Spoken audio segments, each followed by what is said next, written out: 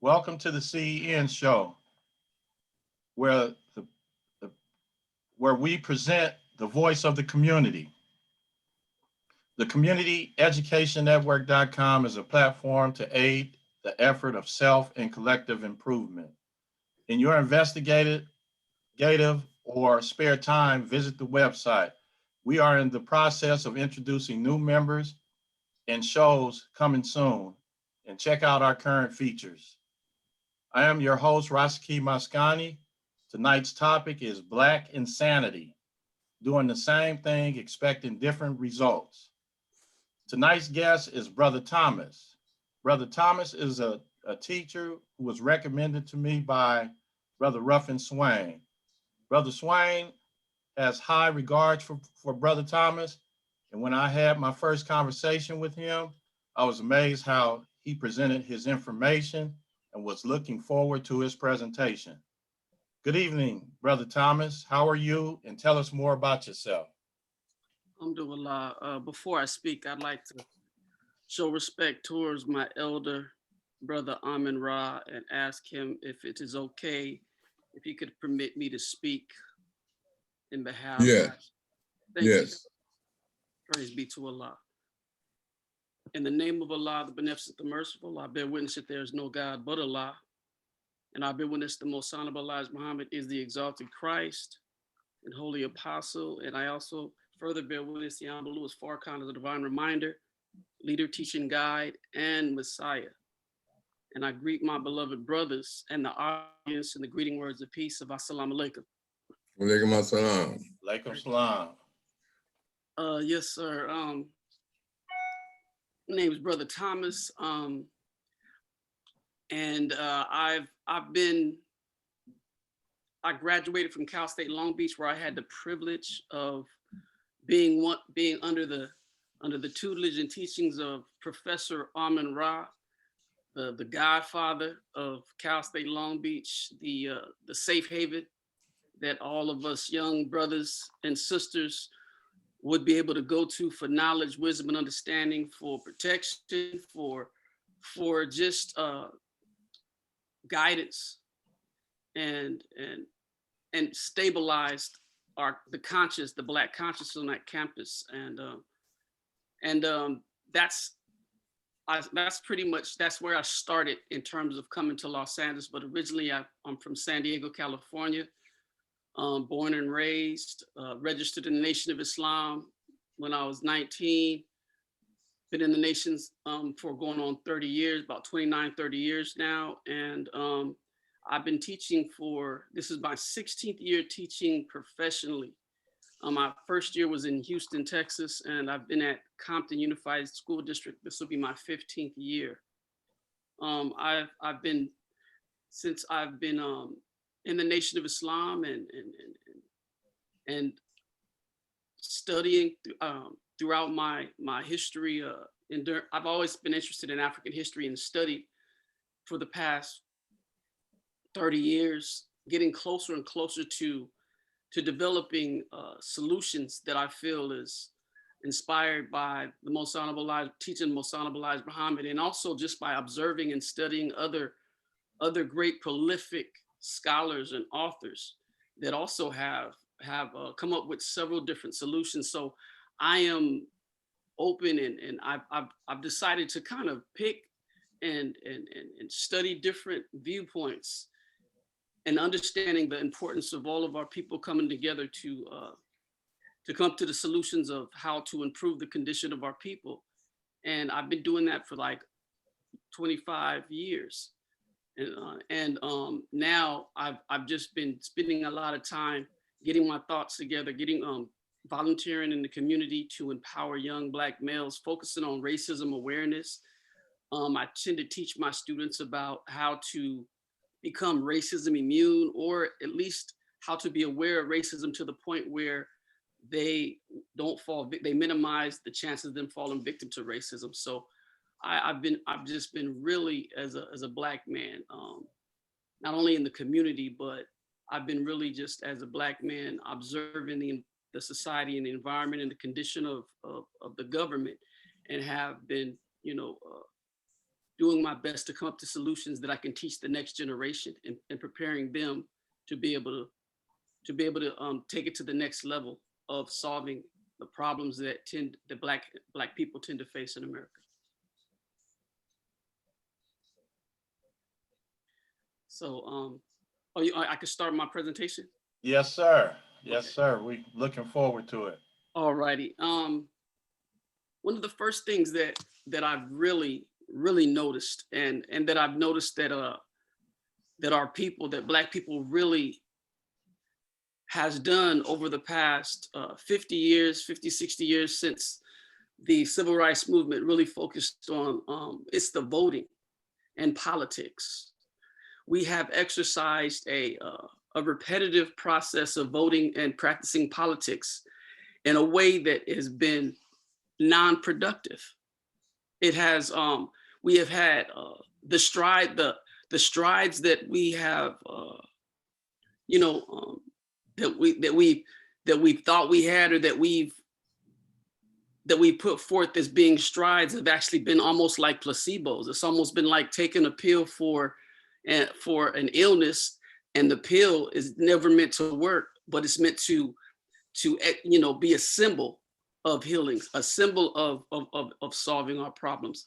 Politics and the politics has been an issue because I've seen how Caucasian people practice politics, and I realized that the way they practice politics has successfully worked for them in their community, but the way we practice politics has basically been opposite and unsuccessful in how it has affected our community. I've noticed that politically, Caucasian people, they practice politics because they understand that finances and money is what politics is all about. And they also practice politics to the degree where they're not unipartisan and they're not bipartisan. They're omnipartisan. They're in every single party. They're in every party, from the Republican Party to the Democratic Party, to the Independent, to the Green, to the Libertarian. They're in every party, and they make sure that when they're in that party, their views are being met. And also they make sure that they have enough financial support to where it doesn't really matter who wins the election. They have enough resources to purchase the political representation, so that politician, while they're in office, can fight for and defend and support their agenda, because they purchase the political representation. They also have lobbyists that they finance throughout the year in Washington to ensure that they also have their position represented by being in Washington, making sure they have access to the Senate, all the political politicians, to where their agenda is met. And Black people, though we have over $1 trillion annually in terms of our spending and access to monetary resources, we don't use any of our resources to secure any type of substantial political power and political support. We vote, but we don't have a destination to vote. I've seen throughout the years of politics being practiced in our community that we will say vote, but we'll say vote as if we're at a strip club throwing up dollars. The ballot would be like dollar bills at a strip club, and we're just throwing them up. And whatever, stripper or politician is closest that entertains us, they'll pick up the money. But other politicians, they pick up our votes, but we have no substance. So we're almost like just window shopping politics to me. Window shopping. Hey, Ron, how you doing, man? Oh, I'm sorry. Yes, sir. It's like window shopping politics. It's like going to a mall, with no money. Observing what you like through the window of the store, but you don't have any money to purchase the product. So you're just wishing one day that you know that hoping that one day you'll be able to get that product, or like going to a restaurant without any money expecting service, you won't get served. So voting without money is like going to a restaurant or going to the mall without money, just window shopping, just hoping for something to happen when it's not going to happen because you didn't purchase the services. So that's one thing about the political process. If we're not going to practice politics properly, where it's based on quid pro quo, you know, I do for you so you can do for me, and finance our political position, our agenda, then politics, we need to throw politics out the door. We need to think about something else that we can do, to where if we're not going to practice politics properly, then we need to think of a way to become politically immune and just build our communities to the point where if we're not going to practice politics properly, we can rely on building self-sufficient communities where we can hire and educate and live peacefully and harmoniously with each among ourselves, satisfying the unemployment rate, satisfying the housing and education inequities. Because if we're not going to practice politics properly, then that's something that we need to put off to the side. If we're not willing to put our money together, purchase politicians, if we're not willing to develop our own politicians and subsidize them when we vote them into Washington, because it doesn't matter if we vote a Black politician in, if we do not subsidize that politician is not going to be loyal to the interests of Black people. So we can't just vote somebody in without having money to make sure that they're not purchasable by other people and their interests. So my thing is omnipartisan politics. I'm not really a political individual. But I understand that we have a lot of our people believe that politics is a form of improving and addressing the ills of Black people. So those who believe in politics and using politics as an agent of change for Black people must galvanize their efforts and organize their resources and efforts with other Black people that also practice politics, believe in politics being a solution, and practice politics correctly, for, you know, so that that for the first time can be used as an asset for the struggle. That otherwise we need to just push that off to the side and go for other methods and other methods that we can use to improve our condition, to create equality amongst ourselves and create a foundation in America. Politics is a major issue to me that we constantly use as an excuse not to fight and not to really successfully put our life on the line for this movement of improving our condition as a people. It's an exercise. It's like walking on a treadmill with donuts, eating donuts at the same time. It's just you're exercising, but you're not getting anything done. Okay, Brother Thomas, I find this interesting what you're saying, and we have Professor Amin Ra, which was a former councilman, and then we have Dr. Terry Strong, who wrote a book about community organizing.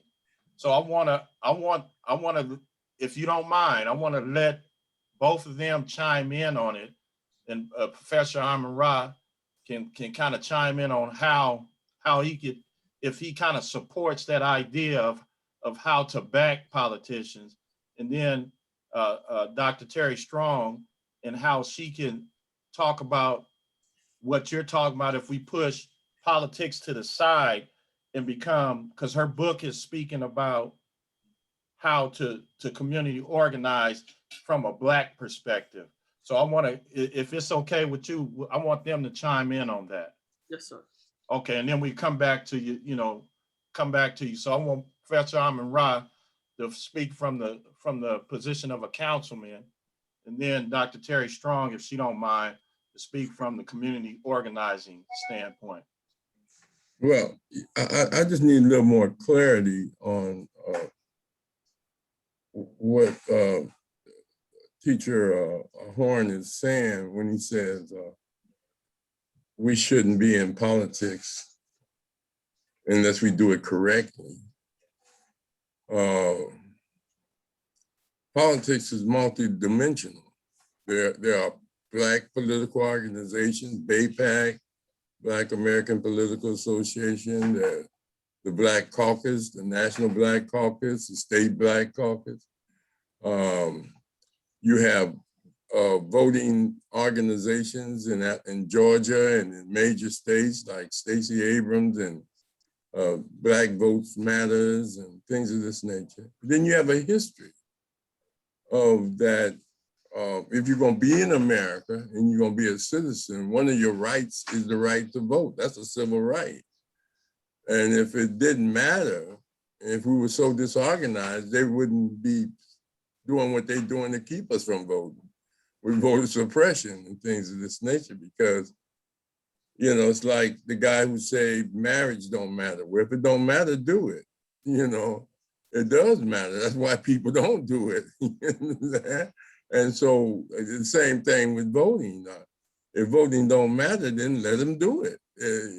But if it does matter, yeah, he's right about there needs to be organization. But there are plenty of Black entrepreneurs and individuals that spend a lot of their personal money in political activities. LeBron James, them paid for felons that was in Florida that couldn't vote because they had fines.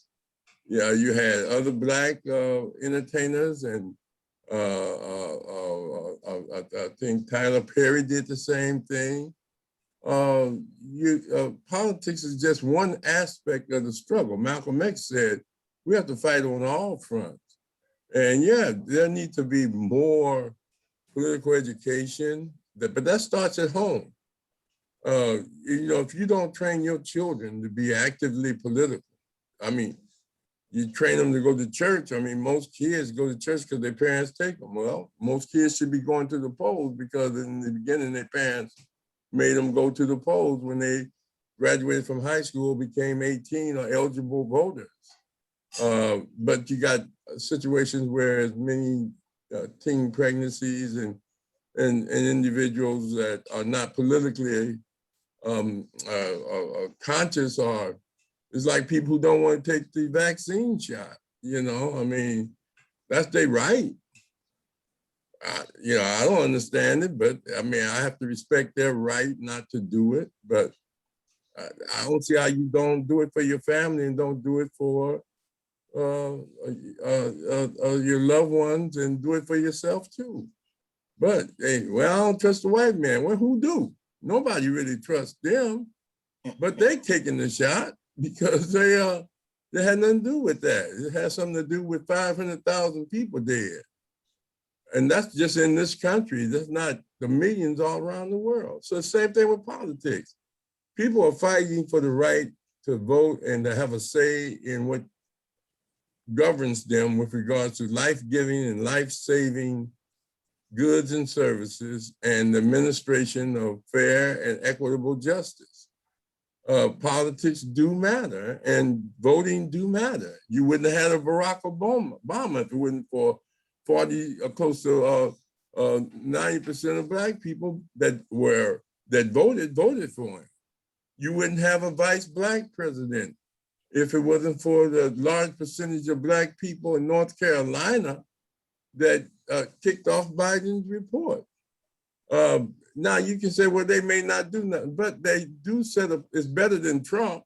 And second, it sets a platform for you to argue for what you want. And you have a ear, you know, it's like Malcolm said, I don't want to be at the dining table with no plate. If I'm gonna be there, I want to eat too. And so you got somebody at the table, and so you got to make them do what you want. And it's just like in Evansville, Illinois.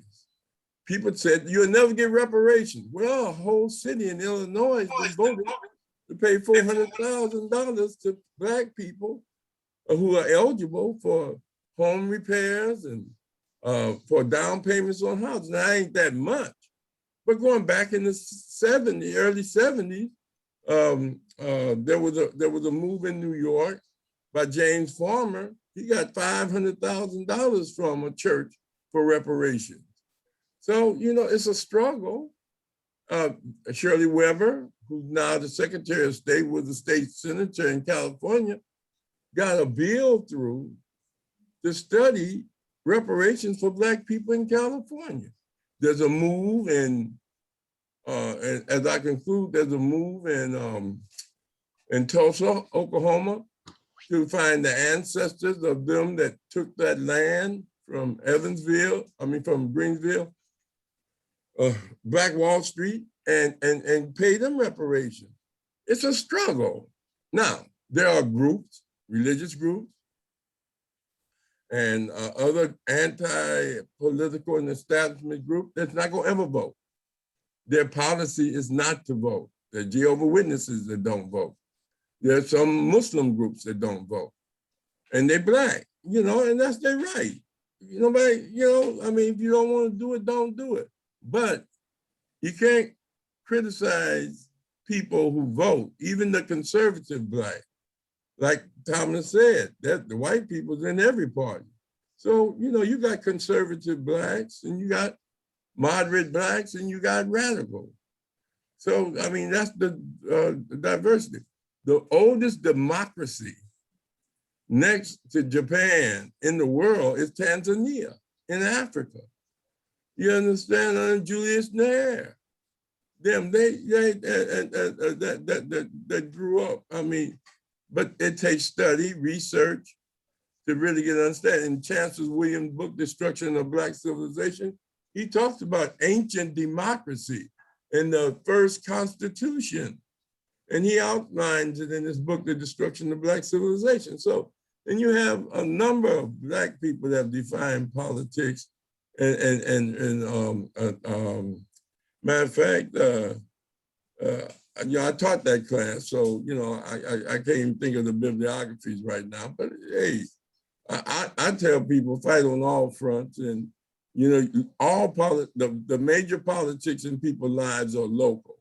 School boards, city council, and county that have direct effect on their lives with regards to taxes, with regards to water services, with regards to health, with regards to zoning and housing and street cleaning and mosquito abatement and all those type of things. So, you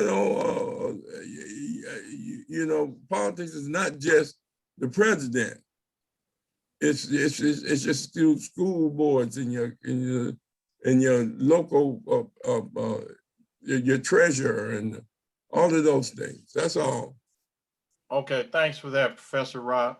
Okay, Dr. Strong, did you want to kind of tell a few things about how you was talking about community organization and how I think you said how you can get behind your politicians? Sure. I'd like to say first, thank you for giving me an opportunity to share in this discussion. Can you hear me fine? Yes, ma'am. Thank you. Great. The first thing I want to say is Japan, Korea, the Indians, they didn't have to ask for reparations. They were given, they were offered reparations, even though the Indians now, they got reparations, but theirs is being stolen back from them. A lot of the assets that they were afforded. But we were never even given the opportunity to get reparations that the Civil Rights Bill called for. Everybody else has benefited except us. So my position on it is, like my book says, lynchism. You've got to deal with it from a Black community perspective. I do agree that local and state elections are far more important than national elections, because those are the people who affect you the most. The city council, the county commissioners, your city mayors, and those people are who you can have a upfront and personal relationship with to do the things that you're saying do, so far as influence, be at the table, coerce them, if you will, to make certain decisions in our favor. We should have that power. I agree with that. But along with that is the fact that you've had slavery, you've had the Black codes, you've had Jim Crow, you've had mass incarceration. And the question that you have to ask yourself is, what next? Now that we have peeped their whole card on mass incarceration, what are they using now to oppress us, as a modern day tool of oppression?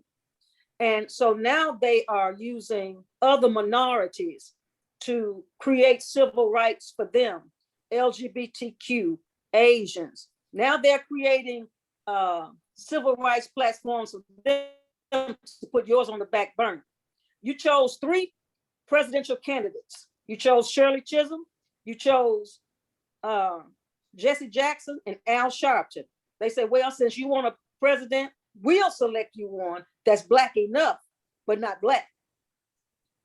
So you got a president that has no ties to slavery, white mother, Kenyan dad. Okay, so we will let you have that person. And if we take the blinders off, we see 180 million white people, 40 million Black people, 45 million Hispanics. You know, you see they have the power. So if you got Barack Obama in that, you really didn't get him in there. They got him in there. If you got Kamala Harris in there, who is not African-American, has no ties to slavery, if you get her in there, you didn't really get her in there. She was Black enough, like Barack Obama was Black enough. And so what you have to say is they're using a new tactic. If you look at movies, if you look at the entertainment field, everybody is Black enough, but not Black. So when you think about politics, they're Black enough. And you got some Blacks, but most of them are Black enough. And so that's how they are marginalizing you and your civil rights and all of that. That's why I say it's insane for us to keep doing the same thing over and over and expecting different results. There's going to be another control tactic. So what you have to do is you have to, I love the term that you said, political immunization. I believe that's what you said. I love that, because you've got to immunize yourself from white oppression. That's the immunization that you've got to have. And you can only do that. My battery is getting low, I'm sorry. But you can only do that through Black on Black love, Black on Black relations. Build the relationship of us together. Me as a Christian, you as a Muslim, got to come together and say, we still both Black. And we've got to build a community, the thing that the Nation of Islam said, we're building a nation within a nation. I respect the fact that, and I've always been a separatist, because I don't even have to deal with you, but I can benefit from the United States, all of the laws that you've got to give that to me. So whether I live next to you or whether I live next to this white person, I'm still gonna get the same stuff if I know how to demand it. So Blacks are gonna have to understand that you are twice as good as them. You prove that. You're the superior one, and you still allow them to call you inferior. No, We have the capability of building good communities, building a Black nation within a nation. And when we do that, that's the only time that you're going to get some respect. Like he said, my book, I go all the way to community organizing. The house that's built in Germantown, which is your Beverly Hills, the house that's built there can be built in South Memphis. You know, you've got to realize that you should be an asset to one another, that you should be and a force to be reckoned with. If you have to take 7 states, a whole state, you need to do that. If you need to take the country of Liberia, that was originally ours, earmarked for us to move back to, you've got to step outside of the box that you've been living in, the box of oppression. Step out of that box, and yes, pull yourself up by your bootstraps. Yeah, you still fight for reparations. You still fight for equality and all of those things. But at the same time, you've got to create a sense of unity among yourselves, because there's strength in numbers. We want to say cliches, but we never live by them. So that's my take on it. Okay, brother. Thanks, Dr. Strong. All right, brother, continue. Thank you for the opportunity. Yes, ma'am. Appreciate it. Yeah, so just to kind of conclude in response to both of the awesome responses, I feel that, like I said, I feel that politics is being used against Black people now. It's being popularized as it's being popularized for a reason, to deter us from really seeking freedom, justice, and equality, from really seeking not reparations, not monetary-based reparations, but resource-based reparations. See, monetary-based reparations, Right. that's just gonna go right back to the Caucasian, because they own all the businesses. They own all the products, all the stores, everything that we rely on to exist. We have to purchase it from Caucasians. They already live on 100% of their income and 98 to 99% of our income. So they're living off of 2 incomes right now. So monetary-based reparations isn't the key, it's resource-based reparations. And I think that voting deters us from focusing on the real issue of acquiring equality, self-imposed, self-determined equality, making vital and making successful and important and empowering moves where voting is a deterrent. Professor Ra, you said, like, if it was, why are they trying to keep us from voting if it doesn't work? Well, how do Caucasian people confuse us? Caucasians are a mass confuser. They will make it seem like they don't want us to do something so that we can focus on that instead of focusing on what we really need to do. Voting isn't a weapon. But I do believe in voting locally, because that's what I do. I vote locally for issues locally. But for us to put all of our effort in a President Obama or a Kamala Harris is ridiculous. Just like what the sister said, it's ridiculous. Number one, Caucasians do not care who win the presidency when they have money to purchase whoever wins the presidency. See, if we galvanized our money and purchased the winner, that is practicing politics correctly. If we purchase the winner, if the Black Caucus, if the Congressional Black Caucus invited Trump and Biden to meet with them, and they said, I have $1 million for Trump just for meeting with us, and I have $1 million for Biden just for meeting with us, and the winner of the election gets $3 million, and when you meet with us, you have to we're demanding you to satisfy these lists on this agenda, and here's $3 million after you get elected to secure your commitment to represent our agenda, then we purchased Trump or we purchased Biden. It wouldn't matter who won. The wealthy philanthropists don't care who wins. They always get tax breaks, whether it's a Democrat or a Republican. They always get what they need, no matter who wins. So I'm saying practice politics correctly, or re-divert our focus on something more successful that would be more successful and enable us to really gain the equality, the justice, the freedom, the resource-based reparations, the separation, the voluntary separation, while we're still aggregating and vertically integrating with society. Vertically integrating means we take our resources and we integrate them into society so we can trade and commerce with other communities while we're building and manufacturing goods in our communities.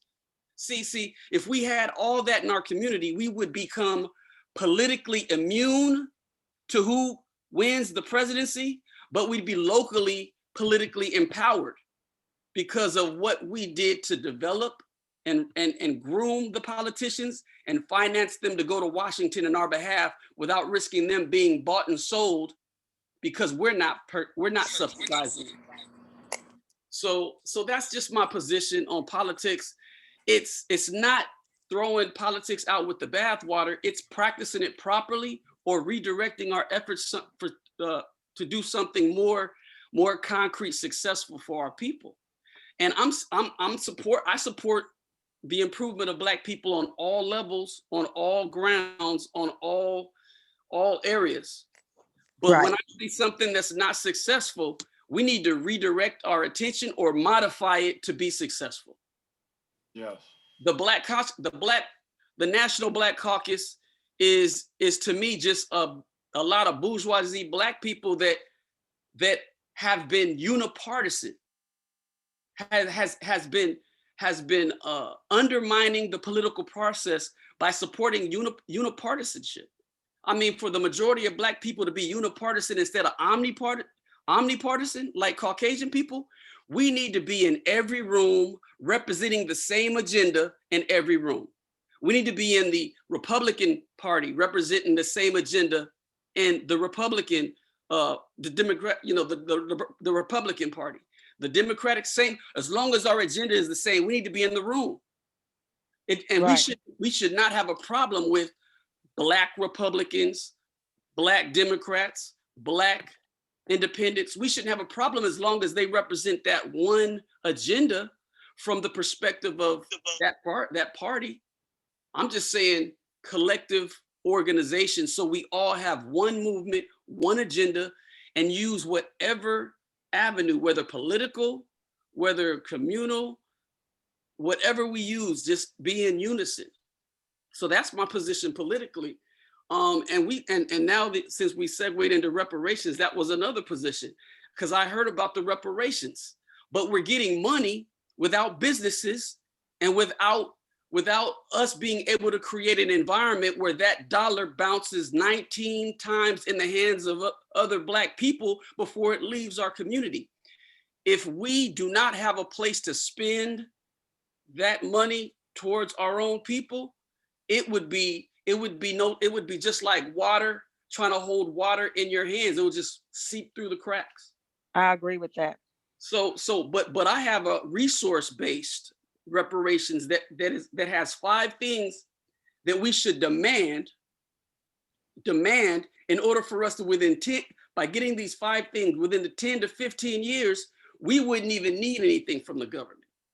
The first thing would be land, of course, because we deserve land from not only working for free, but all the stolen land that was taken from us post-slavery, all those Black towns and all those, the gerrymander, the redlining, the eminent domain, the highways that went through our towns to destroy our communities. We have millions of acres that are owed to us. Also, free healthcare for all of our brothers and sisters. Like the sister said, we have Sister Strong. We have a legacy of slavery here, unlike any other Black person or any other immigrant coming to this country. And we died. We deserve free healthcare for the rest and the duration of our lives until we build enough hospitals throughout the United States to take to where we don't need any healthcare from America because we'll supply it to ourselves. Free healthcare. We need free education up to bachelor's degree, and we need to have all of our HBCUs subsidized because the first bachelor's degree must be an HBCU besides just spending money going to predominantly white campuses, funding and financing their campuses, and then allowing our genius be whitewashed in white institutions. At least the first degree needs to be subsidized by HBCU. The fourth thing is we need to be free from paying taxes and instead have the tax dollars deposited in Black-owned, ran, and operated banks where we are able to borrow with low interest loans from those banks to build on our land, build infrastructure, businesses, factories, companies, build homes, so we can finance our revolution with our tax dollars. Because according to the Constitution, taxation without representation is illegal. And we have been taxed without representation 400 years. So that's the free taxes as well, so that we can finance our own reparations, so that we will not have to rely on America, but we can rely on that 33% going straight into Black-owned banks to lend low-income loans to Black people to build on their property, to build businesses, to start entrepreneurships, and so that we can begin to create those independently owned, ran, and operated Black communities. The last one is free all non-violent drug offending Black men and women in jail, so they could be reunited with their family, and then we could train and employ them to help build in those communities. We can train them as electricians, as plumbers, as carpenters. They can be reintegrated back into their family and reunited. The Black men could be reunited with their family. Black women could be reunited with their family, and they could be trained to build those communities. And within 10 to 15 years, we would be self-sustaining, self-empowering, self-existing. We will be racism immune, and we will be politically immune, which means we'd be immune to who's ever elected into office, because we'd be able to subsidize that politician. We'd be able to purchase their support. Also, we'd be able to groom and fashion our own politicians so that we can be able to subsidize them, and we'd be able to pay lobbyists to go to Washington and stay there 365 days out of the year to represent our local positions in our communities that are spread throughout the United States. See, this reparations— Brother Rasaki. Excuse me. Yes. I'm on about 3%. Okay. Can I say one thing? Yes, ma'am, go ahead. I love what you're doing, and I want to be a part of it. The fourth thing that you talked about, releasing all nonviolent offenders, I actually am writing a bill, a letter, and getting a petition together for the immediate release of those 350,000 plus people right now. So I would love to, for you to be a part of that. Yes, ma'am. I would love to. I'd love to get your information. Yeah, does Brother Rasaki have your— Brother Rasaki has it. He has it. Yes. But my phone is about to die, and I wanted to get that in. Thank you so much for letting me say that. Definitely. Thank you, my sister. Bro Thomas, that's my cousin, so I'll hook you up. Oh yeah, definitely, brother. That's the sister. Awesome. All right. Oh wow. Nice to meet you, my sister. Nice to meet you. God Thank you. bless. So yeah, we need to really be specific about reparations, or else that's just going to be used to enslave us even more. Because once we get this dollar bill that's depreciating in value, instead of getting resources, tangible resources that appreciate, like land, healthcare, so that we can have the long life and the good health care practices to prolong the life of Black people so that we can be able to build and preserve that wisdom and preserve our people with health, good health. Because if we're losing our elders, then we're losing a great deal of our history. We're using a great deal of our wisdom, our knowledge. So we got to have good health care. And we got to have, we got to make sure that we can subsidize our own reparations without burdening America and giving them an excuse not to fulfill the reparation demands. So taxation, using our taxes to subsidize our own reparations would relinquish the government of the burden of financing it constantly. We would cut them off from having to finance us after a certain amount of time from our demands being met. Education, so we could get that training, we get that vocational, that technical, that training, the skills we need, the doctors, all that needs to be given to us for free because it was outlawed for us to be educated for a reason. But we need to have culturally conscious education. That's another one of my issues is we're constantly sending our children to these educational institutions, public education.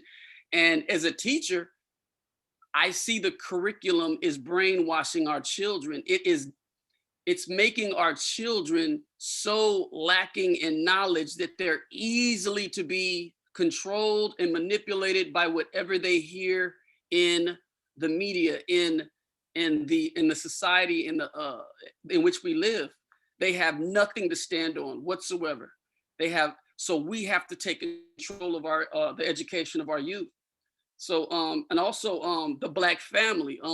Sister Strong talked about the anti-sexual movement. That's what I call it. I call the LGBTQZP plus the anti-sexual movement because there's only one sex when you have, and that's between a male and a female. Anything outside of that is anti-sex because sex is supposed to result in the reproduction of the species and the evolution of the species. If that is not the case, then what you're doing is against sex or anti-sex. Two males against sex, can't produce and evolve the species. Two females anti-sex, can't produce and evolve the species. All the in the animal kingdom, every animal practices reproduction and evolution of the species and have no question when it comes to what is required in order to fulfill that divine purpose. Humanity has been conditioned by a dying man to practice anti-sex, to practice a death style of anti-sex. And that's another thing that we need to stop doing in insanity, is practicing a death style that Caucasians have imposed upon us ever since they brought us over here from Africa. It's a death style. It's not a lifestyle. Lifestyle is eating to live. Lifestyle is not putting any poisons in your body. Lifestyle is regulating how much you eat and how often you eat. Lifestyle is making sure that you fast and you do certain things, putting spiritual food, learning, studying, doing all those things that enhance the quality of your mental, spiritual, and physical life. Caucasians impose and teach us a death style. By 21, they teach you how to put alcohol or poison in your body that quickens or hastens death. They legalize smoking that substitutes oxygen for tobacco refuse. They give you marijuana. They teach you to exploit these hastening and death materials instead of the quality of life enhancing materials. So we got to really cut this Caucasian death style loose. We have to cut them loose. We have to separate voluntarily from this devil. That's my position as it pertains to doing the same thing and expecting different things to happen. And I know that we're going to do it. It's just, when are we going to do it? When are we going to get sick and tired of being sick and tired? When are we going to realize that replicating this Caucasian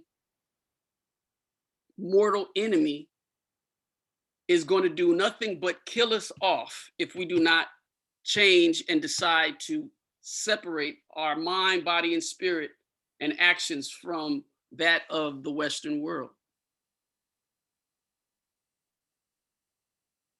Interesting. Very interesting. And so those are, does that conclude your presentation? Pretty. Or you have some other points, because I want to get to the question and answer session whenever you finish. I'm finished. I'll rest at that. At this Okay. So what I'm gonna do is I'm gonna go to Sister Aziza, see if she have a question or comment. Sister Aziza. No, not at this time. Yes, no, Okay. not at this time. Okay. Brother Doctor. Oh yeah, you know I'm always gonna have questions. You know what? I agree with Brother Thomas there, man. You know, you start off with the voting to politics. You know, you talked about how it works in the Caucasian world. You know, it doesn't matter who wins the election. You know, you said they have the purchasing power, they got the lobbyists, they got access to the Senate. You know, blacks, we got, you know, $1 trillion, but we don't know what to do with it. 5 things you said. You know, and I also, you know, speak to people about this stuff too. Not kind of the 5 things you said is kind of like the 5 things I said. I agree. Like you said, number 1, land. But, you know, like what Dr. Amaral said, you know, everything is multi-dimensional, especially the politics. You know, with the 5 things you said, man, this is the problem that we always run into. You know, this is what we want, this is what we want, but we don't think 3 or 4 steps ahead. And Dr. Strong said something that would kind of reflect on that, because she said, hey, what are they doing now? And they stopped the mass incarceration. She was saying, hey, now they're doing something else. And you know, they always change the goalpost when we get something. So your number 1, land. You know, yeah, I agree. That was my main thing. I don't need no $1 million, man. Give me land. Let me, you know, work that land. But like Dr. Amaral was talking about earlier, the Tulsa thing. We get the land, what, you know, what's going to happen? I saw what happened. I think it was in Atlanta and Georgia, where the blacks got together and bought all that land. Then whites tried to come over there, and I didn't follow up the story. I don't know if they came out trying to threaten them, or I don't know what happened with that story. But, you know, we got to think, you know, 3 or 4 steps ahead. We get land, we get health care, we get free education, we get taxes. And, you know, California's already did this nonviolent drug release thing already. A bunch of bills. I'm very familiar with that. Released a lot of people here. But you get all these things. We got to think 3 or 4 steps ahead. I mean, good ideals, man. But yes, my question, you know, give me 3 or 4 steps ahead, because the land, you know, the tax thing was another issue.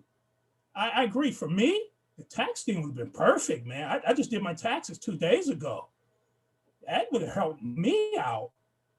And I was like, taxes, and if you can eliminate capital gains, man. I mean, hey, you can tax me, but eliminate capital gains. I'll be okay. But the tax thing, man, most blacks don't make enough money, don't even pay taxes, man. Where if you stop them from getting taxes, it's not that big of a raise.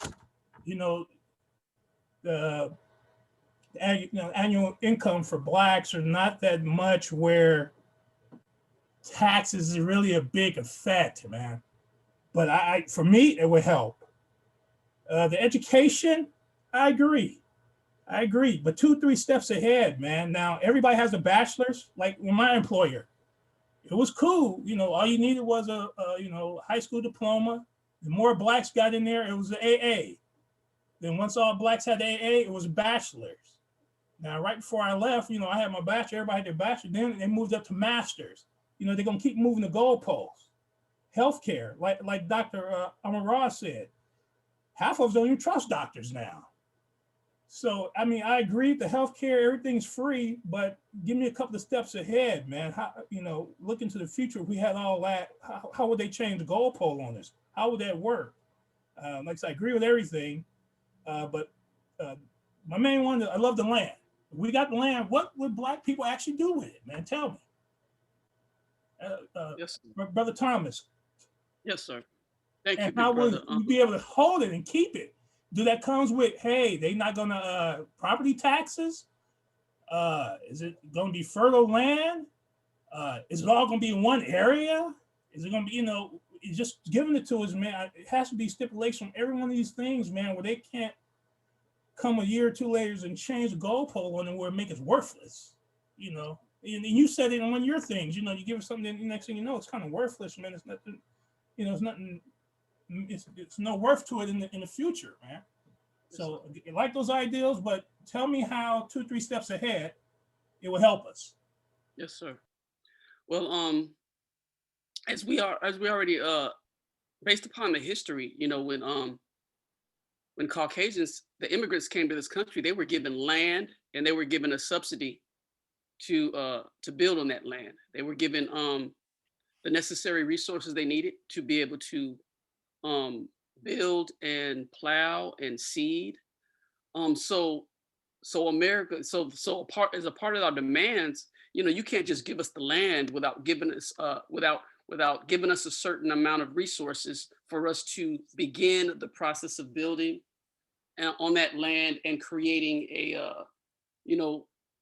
income from that land as it pertains to those who want to farm, those who want to build their homes. And yes, it'll be in a specific locations throughout the United States. And also we have land throughout. We have a lot of our communities in our urban cities. A lot of our so-called ghettos are just vacant land, vacant land lots, vacant areas where we already reside. So in terms of the land, we would just need to, designate these areas and come up with a certain amount that we would need in order to properly build on those lands, in order for us to, in order to make sure that they're not just sitting there, like you said.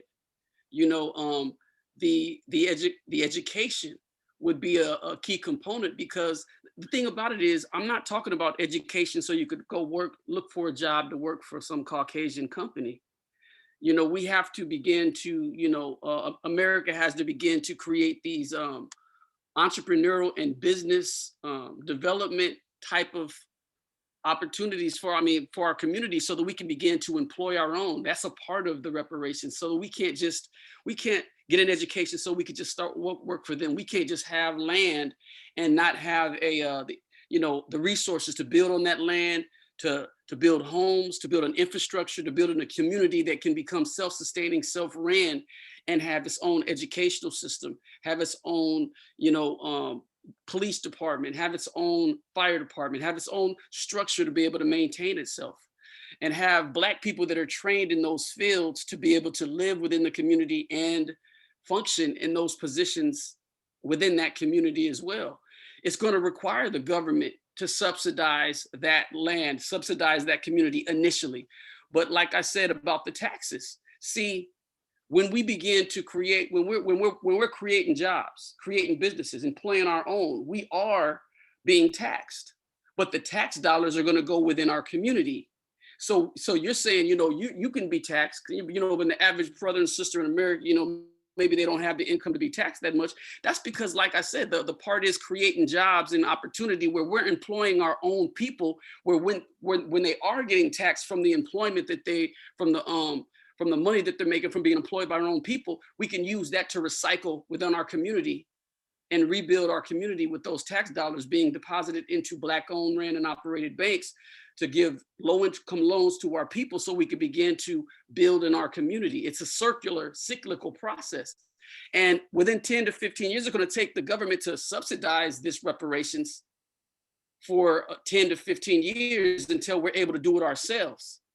And by doing it ourselves, we would no longer need American subsidies or assistance. But the land would need to be, we need to be able to give them the resources to be able to build on the land. We'd been able to give the education so we could begin to train people to be able to bring skills and jobs and businesses to our community. Healthcare, yes, because the the education, we'll be educating and creating doctors, but until then, yes, we would need free healthcare. And right now we do have a degree of Black doctors that we can utilize, but yeah, we would need free healthcare for, to maintain, and we would need to change our dietary practices. The free healthcare that we get would have to be based on lifestyle changes that would enhance and improve our immune system and our quality of life, so that we won't be falling victim to some of these diseases in which bad food, bad lifestyle decisions create within our people. See, that's the whole thing about the free healthcare, being able to, go and make sure that we begin to have these quality of life practices that improve our health, to prolong our life, so that we can benefit from these reparations. So that was the land, the healthcare, the taxes, the education, and then I'm not talking now. When it comes to freeing our brothers and sisters, nonviolent drug offenders, they don't have a place to go if you free them now. When we free our nonviolent drug offenders, we will have a place for them to go, and they're part of the reparations package. You know what I'm saying? We're training them. We are rehabilitating them and reintegrating them back into a Black society, not into a Caucasian society, waiting for them to recidivize, recidivize back into society. You know what I'm saying? We're creating a home, a safe haven for them to reintegrate into a Black society, because every one of those young brothers and sisters would never have sold drugs if they had the opportunity to make an equitable wage to take care of themselves and their families. So they're being reintegrated into an environment that gives them the opportunity to make an equitable wage and profession and career, to be able to take care of themselves and their families. So it happens in stages, doctor. It happens in stages. The land is the first. And America, when immigrants got their land, those millions of acres, they gave them seed, they gave them subsidies, they gave them plow, they gave them all that they needed to be able to build a home and live off the land. And the land has to be fertile. We're not asking for a desert. You're not booting us off into a reservation. We're going to use the Native American as an example of what not to do. We are not going to accept that.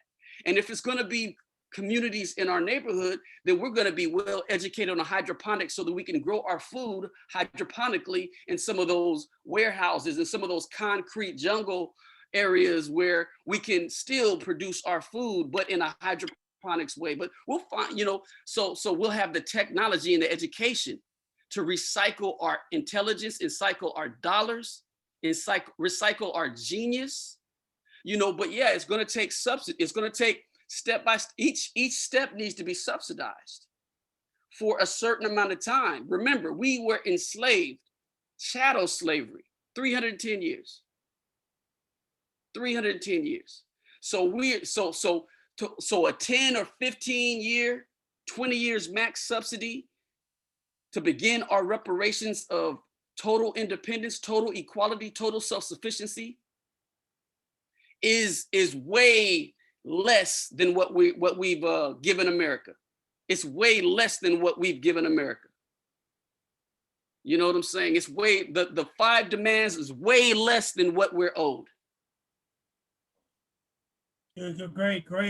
I just got one final. With all that you just said, can you answer this one? How will us as a people, how will we deal with the human emotional aspect of that, of our people, the human emotions? Because everything we do, politics, life, relationships, everything comes with human emotions. Yes, sir. Bad or good. Well, how can we deal? That's the main issue. How will we deal with the human emotions in this, man? Well, the thing, like you said, we're doing like the insanity, the repetition, doing everything over and expecting different result. That's human emotions. So, well, brother doctor, it's when you improve the quality of life of a people, you know, the emotion, and you feed, and they're eating good food that does not does not compromise the integrity of the body and the brain's ability to maintain a balance of emotion and logic. See, everything is about the environment we live in. We live in a state of crisis. We live in a constant state of fear, a constant state of calamity, a constant state of chaos, a constant state of survival. See, once you remove those factors, emotion is just used to express love and to defend yourself and your loved ones when attacked. It's it's the condition that arouses the extreme emotional conditions that you're talking about. But when we stop eating food that is shot up with so much hormones and is filled with so much death and GMOs and all that stuff that we're being exposed to, and then all the violence that we're exposed to in society, all the fear of being able to walk down the street without being harassed or stopped by the police. We have our brothers and sisters that are feeding on each other like leeches and like cannibals because we're all fighting to feed, clothe, and shelter ourselves with the bare minimum of resources in our respective communities. See, all those things wiped away. Now you have the nature of Black people being dominant once again on the planet. Our nature is peace. Our nature is harmony. Caucasians created a counter nation, is what I call a devolution environment, a de-evolving environment where we are subjected to reducing ourselves to that of an animal, where animals are based on instinct, and instinct is aroused by emotional anger and fear, fight or flight. See, we have been reduced to our base level of existence, but once we improve the lifestyle and the living conditions of our people, once we create harmony, once we are able to pursue a profession and take care of our family, and not have to fight and kill and starve and try to feed ourselves, the emotion, the anger, the frustration that you're talking about would dissipate naturally. Because remember, we are the original people. We are the mothers and fathers of civilization. We are the creators of love. We are the essence upon which love was embodied when the divine created us. He put love, we are the embodiment of the love that he had for creation, for all creation within us. So that's our nature. And when we begin to create, when we begin to create that environment, or allow ourselves to create that environment for ourselves without being interfered with, intentionally interfered with by this Caucasian demon of a kind of man who creates a counter evolutionary environment specifically so that we can live on the base level of emotion, then we would elevate ourselves to that of a reflection of the Most High God. We will be the lowercase gods on earth, reflection of the Most High God. We will live in harmony. It may take time, but every generation you will see the emotion decrease, the violence decrease, the frustration decrease. And the only type of issues we'd have is spontaneous familial conflicts that never ended in bloodshed, but maybe, ended in us having to come together to address it like men and women of old. Yeah. Thank you. Okay. Great. Thanks, brother. That sounds good, man. Thank you, Brother Thomas. Yes, sir. All right, Brother Swain. Brother Swain. Hey, how you doing? Question, comment. Thank you for bringing the brother to me. Yeah, Appreciate it. that's my brother. I've been knowing him for a long time, and he knows a lot of people as well. And I just want to say thank you for having him on the show, and it's truly an honor, Brother Thomas, to listen to you and hear you speak, man. You guys look at that bookshelf. I've been in this pad. Y'all see that bookshelf? That's nothing but books on, just Black everything. You know what I'm saying? So he's just not somebody that looks on YouTube and watches a video. He's been doing this almost his entire life, and it's come from research. I would say, I really want to call this brother a doctor, but I can't call them that because our Caucasian institutions will not allow me to do that. Alhamdulillah. You know what I'm saying? But Excuse me, Mr. Swain, or Brother Yes. Swain. On Yes. here, you can call him doctor. I probably wouldn't call him that because he'd be worthy of more than a doctor. He'd be more like a prince. You know what I'm saying? What they say in Africa? What they say? Yeah, but I appreciate you, and I just want to, it's just, this is such a intense problem that we face here.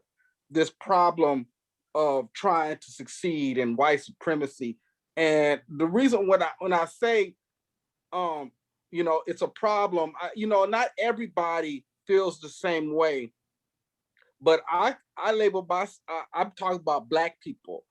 Now, if you categorize yourself as a Black person, if you say I am Black, or you see the box, you check off Black, then you are part of that group.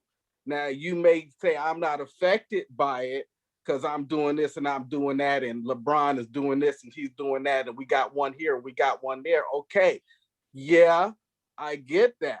But when you look at the group as a whole in comparison to other whole groups, we're always in last place. Teach. You know what I'm saying? In last place in so many different. We're last place, and we have way more poverty than other groups. We're in double digits when other groups are in single digits. And I like when Dr. Terry Strong was on here and she was talking about not Black enough, and then that's the comparison of the immigrant Blacks versus the native born Blacks. That's another topic. Yeah. It's just and then when you got it's just being involved in this system, it's really appears to not work, no matter what you do, because it's so, I look at it as the what it was like the you got the inferential system, and then you got the overt system. The inferential system is almost impossible to unravel. What I mean by that, I can't even go that deep because it's just too deep. For example, I live close to Compton. All right. I have a house in Compton. But so I live in Carson, right? And so you got Carson, you got Compton, okay, and then you got what is that? Some stuff on the outskirts like Linwood and things like that. That's part of District 64. So you got the whole hood, you know what I'm saying, categorized and zoned in the same place, so that they could blanket the legislation for all the colored people in those zones. So you got the zoning that you got to unravel. Then you got the delegate process and the electorate process that you got to unravel. So it's really it seems to be very difficult to try to get us to a point where we are going to be ahead. And when I mean ahead, I'm like, when you look at the numbers, numbers don't lie. You just got to look at the numbers and you will see that there is a huge problem. Yeah, you could look and point at individual people. This person's doing this, this person's doing that, but progress is not being made. In fact, if you look at the numbers, it's getting worse and worse. You know what I'm saying? And not only that, and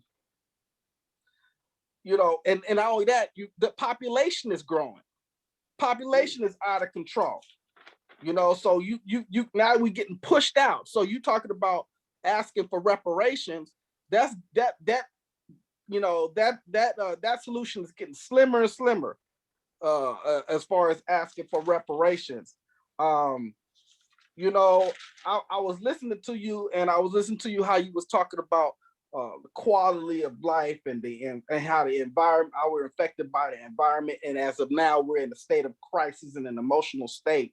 And I was just thinking, I said, you know what, Brother Thomas, I want to co-author a book with you. You know, I want to co-author a book with you, and I want to call it, I want to title it Redemption. You know what I'm saying? I want to, because I think that we need to really research the topic of how to improve this situation without the help of the government. We really need to come up with a hypothesis and really, you may have a book on it. And if you do you know of a book that's actually written that story where we almost got to like get off the grid because this system is not going to work? And could you talk more about that? Yeah, right now, Powernomics is a good book by Claude Anderson. He has a step-by-step process that will enable us to ourselves galvanize and organize our resources. And he always, he's straight to the point in terms of being able to, he talks about this thing called, like I mentioned it earlier, it's called vertical integration. And he also has this term called ethno-aggregation. Ethno-aggregation means every individual in our community is a resource, and we pull them together towards one specific goal, or to make one specific whole united, united front or united power source, full of resources, wealth, and power for our people. So aggregate means taking little units and put them together to form one whole united people that will be able to maintain, sustain, and build and acquire resources and build their own communities so that we will not be reliant upon or victimized by America anymore. Equality is something that we gotta take. It's not something we wait to be given to us. So Powernomics is an excellent book that will give you a step-by-step process to do that. He talks about the importance of those separate communities that we had back in the days, like in Tulsa, Oklahoma, Black Wall Street. And that started off, by the way, just by a wealthy or a wealthy Black man, or a Black man who had a pretty good amount of money, bought quite a few acres of land. And then he built on that land, and he allowed Black people to rent and even purchase little lots of his land for, not extenuating cost. And he was able to build Black Wall Street from there. And that was during segregation, but that was separation though. That was, he voluntarily went to Oklahoma, purchased that tracts of land, rented them and sold them to Black people and he even lent money to other Black people to build businesses on that, and they paid him back, and then were able to continue to run their businesses. So yeah, that it's all about what you're talking about, Brother Ruff. We can do it. We have the resources to do it. And it would be nice to be able to empower Black people to choose an area in which we decide to reside. Choose areas that we decide to populate, and then we begin to, the well-off Black people within our communities, and maybe some of our entertainers. I wouldn't rely on our entertainers and athletes because they're getting paid by Caucasian people and they're being stipulated on how they spend their money. But we have successful Black people that can help subsidize and help build and use their resources to help us build in our communities. We just got to be able to it's about organize. We don't need anything from the government but organization. The Asians, they didn't need much from the government. They didn't need anything from the government. They just need the government to stay clear of whatever they wanted to do in the respective communities that they chose to reside in. They didn't need any interference. So the thing about it is can we do this without any interference? Will Caucasians sit their ass down off to the side and allow the originators, the mother and father of civilization, to build their own self-sufficient, own ran and operated communities? Will they allow us to do that? Well, let's think back. Caucasian people know that they're inadequate in comparison to Black people. They know this. Racism is created to advantage a disadvantaged person. Racism The root of racism is created to advantage a disadvantaged individual. That means on a level playing field, this individual would not be able to compete in a fair race, in a just race on a level playing field. We would cross the finish line before that individual even started the race. That's what they fear. That's what they know. Racism is created to advantage a disadvantaged person and to disadvantage an inherently advantaged person, which is Black people, people of color. So will they let us do it? Because if Black Wall Street would have been left alone, based upon how it was prospering and how it advanced and surpassed Caucasian communities, I imagine, would cars have been floating if Black Wall Street was never destroyed? Would Patterson, who invented the automobile in the United States, would he have progressed to invent an automobile that didn't have tires? Would his future generations and descendants evolve the automobile to a floating apparatus? You see what I'm saying? The wisdom of Black people is so phenomenal. Back in the days when Caucasians were in their dark ages, raping, murdering, and pillaging each other, we were creating the Apple computer of the day, which was a pyramid. A pyramid was a sign of superior intelligence, superior technological and mathematical skills and gifts and genius. Europe does not have any pyramids. They could not compete on pyramid building levels. So if we were left alone, would Caucasians let us thrive? Or would the fear of their inadequacy prevent us from thriving again? We're the only people that they will not let alone. We're the only people that they fear. We're the only people to this day that are graduating 12-year-olds from high school, going into Harvard and getting their degrees in 4 years. We're doing that in 2021, still with slave-minded mentality. I have several articles on 16-year-olds, 12-year-olds getting 100% on the SATs, on making their most prolific and most intellectual tests look like child's play. And this is from a people that they know they can't compete with. So, Ruff, we got to, you're right, bro. I'm honored, and it would be a privilege to work on that book, bro. It would be a privilege for us to use multimedia to get that information out, to use whatever medium we can use to enlighten people, because our people need creative mediums, which is what you're working on right now, dealing with the internet. We need to do whatever we can to edutain our people into a enlightened mindset of them finally tapping into a genius that Caucasians have envied since they saw us across the Mediterranean and were like, oh my God, I can't stand them because I'm not Black. See, we got to change the narrative. They don't hate us because we're Black. They hate us because they're not Black. We got to change the narrative. They hate us because they're not Black. They want to miscegenate with us because they want their children to be a little bit more protected from the sun. They want their children to have a stronger, dense calcium or bones inside of their structure. They want their children to have broader and thicker lips to stay hydrated in the sun. They want their children to have broader noses to inhale higher qualities of oxygen that flows throughout there and oxygenizes their lungs. They want everything from us. So they are now proselytizing amalgamation so that they can take and steal our superior DNA and physiological qualities into and put their mind into a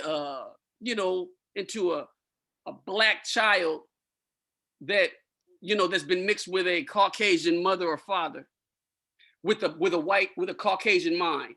They want to try to filter themselves and sneak themselves into the future because they have a reproductive problem.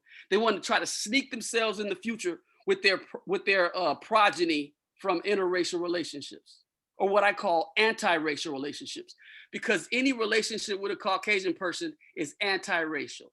Why do I say that? There's only one race, white race. They're the only ones that feel that they have to compete in order to exist. A race is a competition. So Caucasians are the only race because they're the only ones that feel they have to compete for wealth, power, and resources on the planet. They're the only race. There's no black race. We don't compete with each other from the womb. We don't feel we have to compete. The pyramids built in India did not compete with the pyramids built in Egypt. The pyramids built in Asia, in North America, in South America, did not compete with the pyramids built in Africa. We were not competing. But Caucasians who did not build pyramids came out with a mindset that they must compete, they must race, and they must cripple the person who has the inclination to win the race every time. And they must steal the legacy in the process. All right. Let's go to Brother Iweze. Brother Iweze.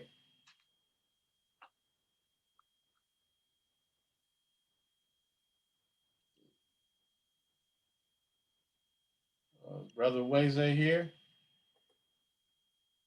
Okay, I guess he stepped out. So Professor Amarad, did you want to make another comment, ask a question?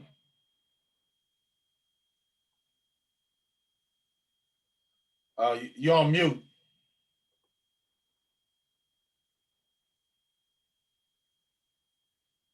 Appreciate what's been said, if I understand correctly.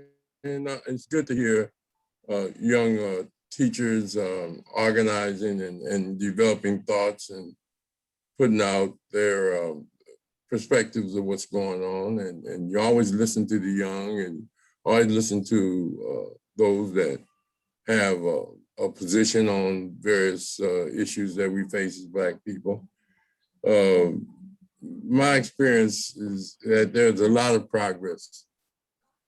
You know, sometimes the system make you think you're not progressing when you're progressing. You know, it make you think that you can't progress because you don't count your victories. The world movement on the George Floyd assassination and torture was a world thing. Kwanzaa is a world, an international recognized day. Garvey started economic development programs back in the 20s, the Garveyites. There were people before him, you know, like, you know, various Back to Africa movements before Garvey. And, you know, there's been a lot of Black international and national companies. You know, there's a lot of things that go into some of the problems that have been outlined, but we'd still be in shackles if there wasn't no struggle. A struggle is imperative. Yes, sir. And no matter what solution you come up with, it's going to be a struggle. Yes, sir. So you have to understand that counterintelligence, COINTELPRO, the system has a mechanism of response to any, it's like a virus, like when something gets into your body foreign, your cells attack it. Yes, sir. The system attacks anything that's not supporting white supremacy. That's right. The system is designed that way. Why they call it systemic racism, not personal hate, but institutional you know, it's different between personal prejudice and racist institutions because they're built by racists. Yes, sir. For the purposes of maintaining their power. And people with power just want more power. Yes, sir. And they build a system that does that and suppress those that's trying to take away their power or get as powerful as they are. So my thing is that there are a lot of good things going on in various communities that Black people are doing. There's a Crenshaw Subway Coalition is trying to buy the Crenshaw Mall. They didn't raise $140 million, and they're trying to purchase that mall and turn it into a Black village. That's right. There is efforts in Chicago, New York, by Black organizations to fight for, and you know, Malcolm talked about the land for years. Dr. Ernie Smith used to talk about the land. It's all about land. Yes, sir. These are notions, you know, there are organizations that's fighting. We do need an overarching organization because there's so many movements. There's the prisoner movements, there's the health movement. You go, Roscoe, you go to Dr. Paul Goss, and you know, he have a ranch out, a farm out in Arizona. Black people lose a lot of land in the South for not paying taxes on it, and other people and the kids don't pay the taxes on it and they lose it. That's right. You got Black farmers, but you know, we tried to put together a Black farmers market. It's hard to get the fruit. You have to choose to be Black. Yes, sir. You're American by habit, as we taught in Coweta with Dr. Karenga, but you have to choose to be African or choose to be Black. Yes, and all this stuff about mixed Blacks, all that don't fly. Because they go by, if you have an inkling of Black blood in you, Black. And it's not about your mentality. You got Black conservatives. Look at them Black ministers that were supporting Trump. yes, sir. Look at them Black people that was at the rally, even in Washington, D.C., the day of the insurrection. White folks ain't unified. They have a military to keep their people in check. What can you do? Well, you know, when they have somebody go against their system, they call them traitors, and you get life or you can be executed. We got traitors in our community. We have to just, hey, well, we gotta learn to get along. The system don't allow you to punish. Teach. You know, that's the first thing. The Native American can be on trial by the white man, but the Native American can't try the white man. That's right. Teach. And you know, that's the first aberration of a Holocaust, was the displacement and the destruction of 7 million Native Americans on this land. Yes, sir. And we have to respect, you know, but it's a lot going on. We got a group called BCCLA, Black Community Clergy and Labor Alliance. They have been meeting every Wednesday, 8 o'clock in the morning, since 2011. Wow. To discuss issues, organize issues. That's the group that led to George McKenna being elected. There are groups in Chicago, groups, young people that are doing a lot. They're trying. It's a long, protracted struggle. You got counter agents, you got agent provocateurs, you got, you know, I mean, you got assassinations, you got criminalizations of Black people that stand up against almost every Black. Look at what Adam Clayton Powell did. He came up with an amendment to a bill that said Southern states that practice segregation cannot get federal funds. And it was called the Powell Amendment. But people don't talk about our victories. They always talk about us being a victim. And I think to uplift the people, you ought to also talk about the progress. For you saying, you know, for all the things we say we need, there are people that got it and doing things. And LeBron James built that school. That was monumental. When Oprah and Beyonce them built schools in Africa and built wells and water. I mean, we don't talk about that. You know, some of them are conscious. Some of them, they may not be conscious on stage, half naked and all that, and singing and shaking their butt to get paid by white folks and crossover music. But there are a lot of black people doing things. Libya, Gaddafi was going to give Farrakhan $5 million. You understand? You know that. And then the El Rookins,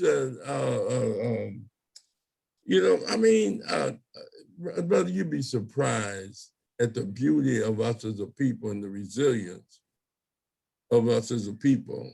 Once you really do research, like what he was saying about Claude Anderson, well, Ivan Van Sertima pointed out a lot of scientific innovations that we did in his book, in his magazine, not just his book, We Came Before Columbus, but in his magazine, Black Sciences and Inventions. He had a series. We've had some great researchers, Dr. Ben, Dr. John Henry Clark, Dr. Chancellor Williams, you have, and women that have done a good job in that.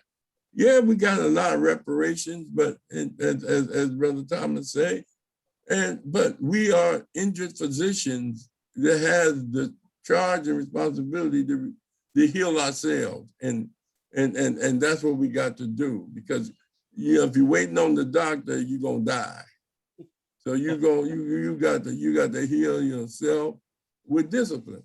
People have been talking about, Elijah Muhammad was talking about eat to live, not live to eat. He wrote the book on it. Yes, sir. But it's hard to tell people to quit giving their kids McDonald's.